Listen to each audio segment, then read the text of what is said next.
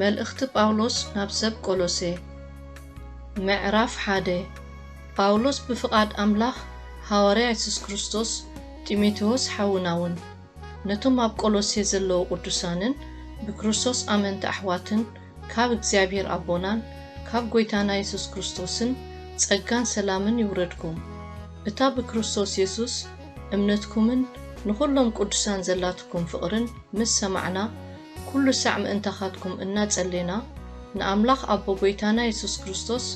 ነመስግን ኣሎና ስለ እቲ ኣብ ሰማያት ተኣኒብልኩም ዘሎ ተስፋ ቀደም ብዛዕብኡ ብናይ ሓቂ ቃል ወንጌል ሰማዕኩምዎ እሞ ናባኻትኩም ዝመጸ ኣብ ኩሉ ዓለሙን እናፈረየን እናዓበየን ዝኸይድ ዘሎ ካብታ ንጸጋ ኣምላኽ ብሓቂ ሰማዕኩምላን ዝፈለጥኩምላን መዓልቲ ጀሚሩ ድማ ኣባኻትኩም ዘሎ ከምቲ ካብ ኤጳፍራስ እቲ ፍቁር መዓየትና ምእንታኻትኩምን እሙን ኣገልጋሊ ክርስቶስ እተመሃርኩምዎ ፍቁርኩም ብመንፈስ ዘፍለጠና ንሱ እዩ ስለዚ ንሕና ኸኣ ካብታ ሰማዕናላ መዓልቲ ጀሚርና በቲ ፍልጠት ፍቃዱ ብኩሉ መንፈሳዊ ጥበብን ኣእምሮን ኪመልኣኩም ምእንታኹም ጸሎቱን ልማኖን ኣየብኮርናን ብሰናይ ግብሪ ዘበለ ኩሉ ፍረ እናፈረይኹምን ብፍልጠት ኣምላኽ እናዓበይኹምን ብኩሉ ንእግዚአብሔር ባህ ከተብሉ ንኡ ብቋዓት ኮይንኩም ክትመላለሱ ንጽልእ ኣሎና ብሓጎስ ብጽንዓት ዘበለ ኩሉ ንብዘሎ ትዕግስትን ዓቕልን ብሓይሊ ክብሩ በርቲዕኩም ነቲ ናብ ግደርስቲ ቅዱሳን ኣብ ብርሃን ዘብቅዓና ኣቦ እናኣመስግንኩም ንሱ ካብ ስልጣን ጸልማት ዘውፅኣና ናብታ መንግስቲ ፍቁር ወድኡ ኣእተወና ኣብኡ ምድሓና ማለት ሕድገት ሓጢአት ዘሎና ንሱ መልክዕ እቲ ዘይረአ ኣምላኽ ብኽሪ ኩሉ ፍጥረት ውን እዩ ኣብ ሰማያትን ኣብ ምድርን ዘሎ ዝረአን ዘይረአን ዙፋናት ኮኑ ወይስ ጎይትነት ሕልቅነት ወይስ ስልጣናት ኩሉ ብኡ ተፈጢሩ ኣሎ እሞ ኩሉ ብኡ ንኡን እዩ እተፈጥረ ንሱ ኸኣ ቅድሚ ኩሉ እዩ ኩሉ ውን ብኡ ቆይሙ ኣሎ ንሱ ነቲ ስጋኡ ድማ ርእሱ እዩ ማለት ንማሕበር ብኩሉ ነገር ቀዳማይ ምእንቲ ክኸውንሲ ንሱ መጀመርያ እዩ ካብ ምዉታት ውን በኹሪ እዩ ብዘሎ ምልኣት ኣብኡ ኺሓድር ኣቦ ሰሚርዎ ኣሎ እሞ ብኡ ብደም መስቀሉ ገይሩ ሰላም ምስ ገበረ ኸኣ ነቲ ኣብ ምድሪ ዘሎን ኣብ ሰማያት ዘሎን ዘበለ ኩሉ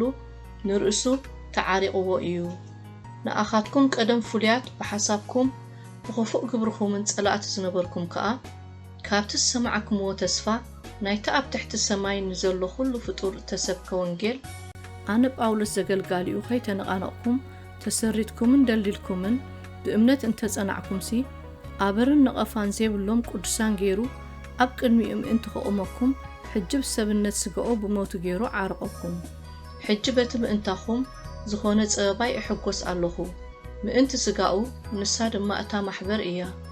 ብስጋይ ነቲ ጎደሎ መከራ ክርስቶስ እምልእ ኣለኹ ኣነ ከምቲ ንኣይ ናባኻትኩም እተዋህበ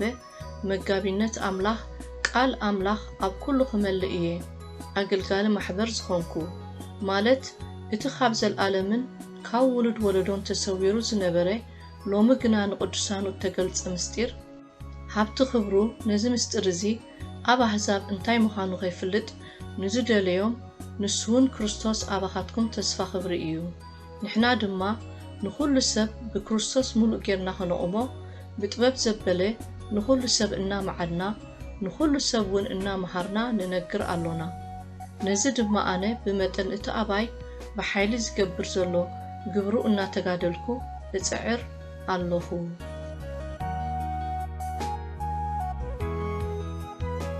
ምዕራፍ 2 ምእንታኹምን ምእንቲ እቶም ኣብ ሎዶቅያ ዘለውን ምእንቲ እቶም ገጸይ ብስጋ ዘይረኣዩን ከኣ ከመይ ዝበለ ዓብዪ ጻዕሪ ከም ዘሎኒ ክትፈልጡ እደሊ ኣለኹ ብፍቕርን ብኩሉ ሃብቲ ናይ ሙሉእ ኣእምሮን ንፍልጠት እቲ ምስጢር ኣምላኽ ንሱ ኸኣ ክርስቶስ ብሓደ ሰሚሮም ልቦም ምእንቲ ክጸናናዕ ብዘሎ መዝገብ ጥበብን ፍልጠትን ኣብኡ ተሰዊሩ ኣሎ ሓደ እኳ ብቓል ቅብጥር ከየስሕተኩም ኢለ እየ እዚ ዝብል ዘለኹ ብስጋ እኳ ምሳኻትኩም እንተዘየለኹ ብመንፈስ ምሳኻትኩም እየ ስርዓትኩምን ጽንዓት እምነትኩም ብክርስቶስን እናርኤኹን እሕጐስ ኣለኹ ደጊም ከምቲ ንጎይታና ክርስቶስ ኢየሱስ እተቐበልኩምዎ ከምኡ ኢልኩም ብኡ ተመላለሱ ኣብኡ ተሰሪትኩምን ተሃኒጽኩምን ብምስጋና መሊእኩም ከምቲ እተመሃርኩምዎ ኮይንኩም በእምነት ጽንዑ ከም ናይ ክርስቶስ ዘይኮነስ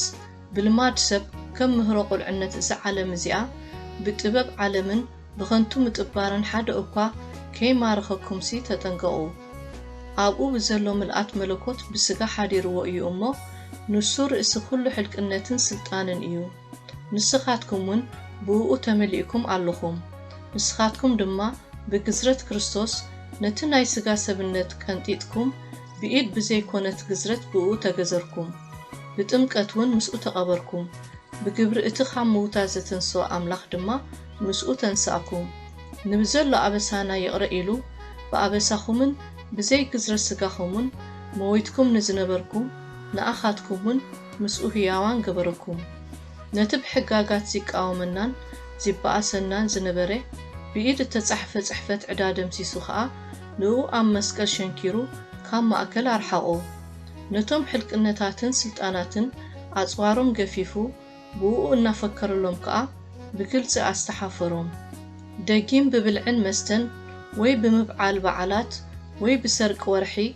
ወይ ብሰናብቲ ዝመጽእ ሓደ እኳ ኣይፍረድኩም እዚ ነቲ ዝመጽእ ጽላሎት እዩ እቲ ስጋ ግና ክርስቶስ እዩ ሓደ እኳ ትሕትና ብዝመስልን ብስግደት ንመልእኽትን ገይሩ ንሱ ኣብ ዘይረኣዮ ነገር እናተሓወሰ በእምሮ ስጋኡ ብኸምኡ ዝንፋሕ ነቲ ዓስቢ ዓወት ኣይዝረፍኩም ኣብቲ ብዘሎ እቲ ስጋ ብጅማትን መፈላለይን ተደጋጊፉን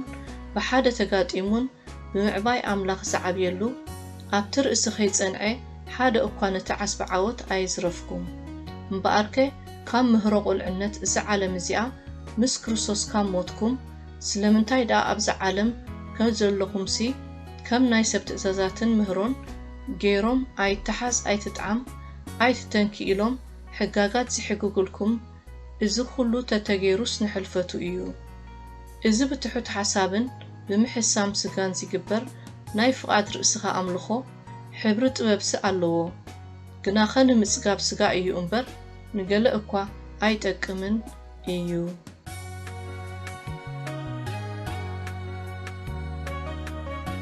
ምዕራፍ 3 ደጊም ምስ ክርስቶስ ተንሲእኩም እንተኾይንኩምሲ ነቲ ክርስቶስ ኣብ የማን ኣምላኽ ተቐሚጥዎ ዘሎ ነቲ ኣብ ላዕሊ ዘሎ ድለዩ ሞይትኩም ኢኹም እታ ህይወትኩም ድማ ምስ ክርስቶስ ኣብ ኣምላኽ ተሰዊራ ኣላ እሞ ኣብ ላዕሊ ዘሎ ሕሰቡ ኣብ ምድሪ ዘሎ ኣይኮነን ክርስቶስ ህይወትና ምስ ይግለጽ ሽዑ ንስኻትኩምን ምስኡ ብኽብሪ ክትግለጹ ኢኹም ስለዚ ነቲ ኣብ ምድሪ ዘሎ ኣካላትኩም ቅተሉ ምንዝርና ርኽሰት ፍትወት ስጋ ክፉእ ትምኒት ስስዐ እዚ ድማ ኣምልኾ ጣዖት እዩ ብሰሪ እዚ ነገርዚ እቲ ቁጥዓ ኣምላኽ ኣብቶም ደቂ ዘይምእዛዝ ይወርድ እዩ ንስኻትኩም ውን ኣብኡ ክትነብሩ ከለኹም ቀደም ብኡ ትመላለሱ ነርኩም ሕጂ ግና ንስኻትኩም እዚ ኩሉ ድማ ኩራ ምንጽርጻር ክፍኣት ጸርፊ ዘይሕፍር ዘረባውን ካብ ኣፍኩም ኣርሕቑ ንስኻትኩም ነቲ ኣረጊት ሰብ ምስ ግብሩ ቀንጢጥኩም ከምቲ ምስሊ እቲ ዝፈጠሮ ጌርኩም ነቲ ንፍልጠት ዝሕድስ ሓድሽ ሰብ ዝለበስኩም ንሓድሕድኩም ኣይትተሓሳሰቡ ክርስቶስ ኩሉን ኣብ ኩሉን እዩ እምበር ኣብኡ ጽርዓውን ኣይሁዳውን ግዝረትን ዘይግዝረትን ባርባን ሰኪትን ባርያን ጨዋን የልቦን እምበኣርሲ ከም ሕርያት ኣምላኽን ቅዱሳንን ፍቑራትን ኮይንኩም ምሕረት ልቢ ለውሃት ትሕትና ዓቕሊ ትዕግስቲ ልበሱ ንሓድሕድኩም እናተጻወርኩም እቲ ሓደ ኣብቲ ሓደ ክሲ እንተ ኣለዎ ይቕረ ተባሃሃሉ ከምቲ ክርስቶስ ይቕረ ዝበለልኩም ንስኻትኩም ውን ከምኡ ይቕረ በሉ ኣብ ልዕሊ እዚ ኩሉ ውን ፍቕሪ ማእሰር ፍጻመ እያ እሞ ልበስዋ ሰላም ክርስቶስ ከኣ ኣብ ልብኹም ይግዛእ ነዚ ብሓደ ስጋ ተጸዊዕኩም ኢኹም እሞ መማስውቲ ሁኑ ብመዝሙርን ውዳሰን መንፈሳዊ ቅነን ንሓድሕድኩም ኣስተምህሩን መዓዱን ብልብኹም ውን ብጸጋ ንኣምላኽ እናዘመርኩም ቃል ክርስቶስ ብኩሉ ጥበብ መሊኡ ይሕደርኩም ብቓል ኮነ ወይስ ብግብሪ እትገብርዎ ዘበለ ኩሉ ብስም ጎይታና ኢየሱስ ግበርዎ ብኡ ኸኣ ንእግዚኣብሔር ኣቦ ኣመስግንዎ ኣትን ኣንስቲ ከምቲ ንጎይታ ዝግባእ ጌርክን ንሰብኡትክን ተኣዘዝኦም ኣቱም ሰብኡት ንንስትኩም ኣፍቅርወን እሞ ኣይትምረርወን ኣቱም ውሉድ እዚ ኣብ ጎይታ ባህ ዘብል እዩ እሞ ንወለድኩም ብኩሉ ተኣዘዝዎም ኣቱም ኣቦታት ሕልንኦም ከይዓርብ ነቶም ውሉድኩም ኣይተኾርይዎም ኣቱም ግዙኣት ነቶም ብስጋ ጎይተትኩም ዝኾኑ ብገጽ ርአን ሰባህ ከም እተብሉ ጌርኩም ዘይኮነስ ብግሩህ ልቢ ንእግዚአብሔር እናፈራህኩም ተኣዘዝዎም ነቲ ዓስቢ ርእሲ ካብ ጎይታ ከም እትቕበልዎ እናፈለጥኩም እትገብርዎ ዘበለ ንሰብ ዘይኮነስ ንጎይታ ከም እትገብርዎ ጌርኩም ካብ ልቢ ግበርዎ ንጎይታና ክርስቶስ ኢኹም እትግዝእዎ ዘለኹም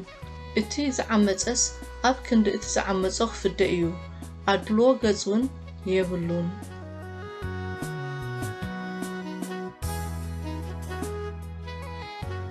ምዕራፍ 4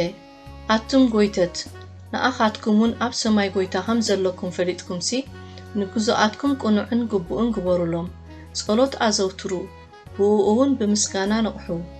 እቲ ብዛዕባኡ ተኣሲረ ዘለኹ ምስጢር ክርስቶስ ክነግርሲ ምዝራቡ ከም ዝግባኣኒ ምእንቲ ክገልጾ ኣምላኽ ነቲ ቃሉ ደገ ክኸፍተልና ምእንታና ድማ ጸልዩ ግዜ እናዓደኩም ምስቶም ኣብ ወጻእ ዘለዉ ብጥበብ ተመላለሱ ንነፍሲ ወከፍ ከም ዝግባእ ከመይ ጌርኩም ክትምልሱ ምእንቲ ክትፈልጡ ዘረባኹም ብጨው እተቃመመ ኩሉ ሳዕ ብጸጋ ይኹን ትኪቆስ እቲ ፍቁር ሓውን እሙን ኣገልጋንን ብጎይታ መዓይተይ ከመይ ኢለ ከም ዘለኹ ከፍልጠኩም እዩ ብዛዕባ ህልዋትና ምእንቲ ክትፈልጡን ልብኹምን ከህድእን እየ ንኡኡ ናባኻትኩም ዝሰደድክዎ ምስኡውን ነቲ ካባኻትኩም ዝኾነ እሙንን ፍቁርን ሓውና ኦኔሲሞስ ሰዲድዮ ኣለኹ